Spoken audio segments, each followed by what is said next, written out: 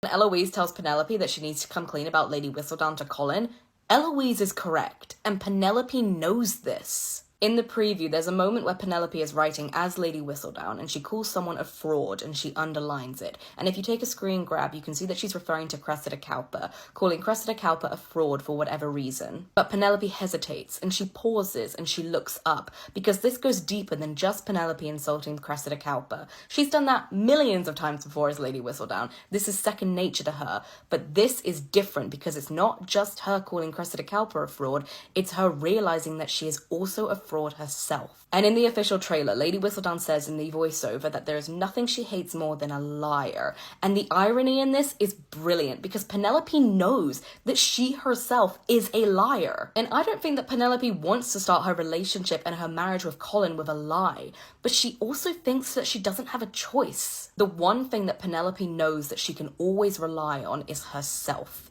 And she has lived through this method of self-preservation for the majority of her life. And with her family and essentially the entire ton shunning her and dismissing her, she uses Lady Whistledown to be heard, to give herself a voice, and to give herself a semblance of power at a time when that was near impossible for women to do. And it's the one thing she has that she can safely say that she earned, that is hers, and for the longest time, only she had the power to take it away.